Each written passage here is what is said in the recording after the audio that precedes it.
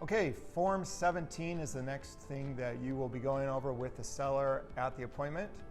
And with the Form 17, as well as any other form that you ever work with a client, always read it yourself first.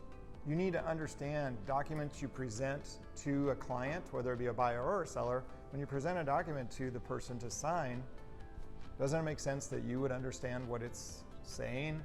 Doesn't it make sense that you would understand what you're asking them to sign, what commitment they're making, contractually how it binds them? So I can't emphasize this enough. Always review the contracts, the boilerplate language in any contract that you ever present to a client so that you fully understand and can present that question that might come up. On the Form 17, it's actually not even part of the purchase and sale contract packet, so to speak. So it's a separate form that's required by Washington state law.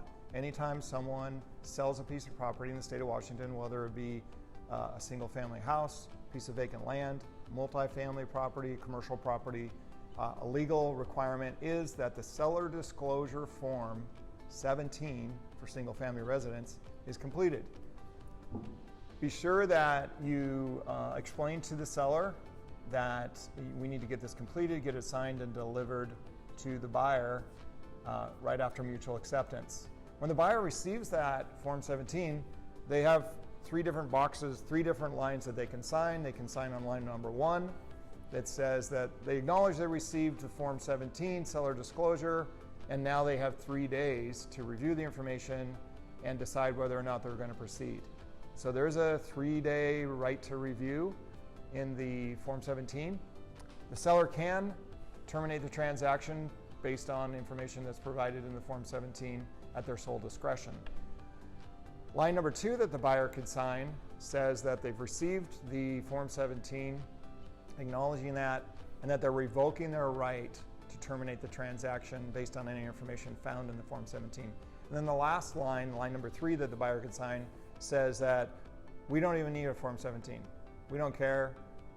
Basically, the buyer signs it and sends it to the seller and says, we're good. So we don't even want it. Now, so when you give it to the seller, we don't know how the buyer is going to respond. So what we want to do with the seller is be able to walk them through what it is, what the Form 17 is, and that every box must be checked. There's going to be a box for yes, for no, I don't know, and not applicable. Every single box on the Form 17 for every question needs to be checked.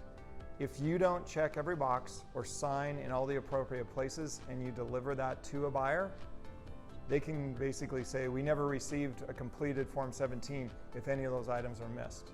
So be very detail oriented when you're sitting down with your seller going through the Form 17. Now, you cannot complete the Form 17. The seller must complete it. You can be there to answer questions, but basically you're presenting it to the seller, answering questions along the way, but the seller is going to complete the check boxes and sign in the appropriate places. The main thing to emphasize to a seller is that the Form 17 is not asking you to go back to the beginning of time and guess what may or may not have happened in terms of surveys, in terms of fill dirt, those kind of things. What it's asking is, seller, during your time of ownership, do you have knowledge of, during your ownership, of any of these events occurring? Has the roof ever leaked? So sometimes the seller might go, well, yeah, I think it might have leaked back maybe in the 1930s because it was built in 1899. I don't know. Well, no, seller. The question is, while you have owned the property and lived in the home, has the roof ever leaked? And so, oh, no, it's never leaked when we've owned it. So that's a no. You can feel good about answering the question no. So anyway, there's the Form 17. Be very detailed on that. Read through it, understand it. All boxes checked, all lines signed. Be sure to make sure the seller initials the bottom of every page, including the last page.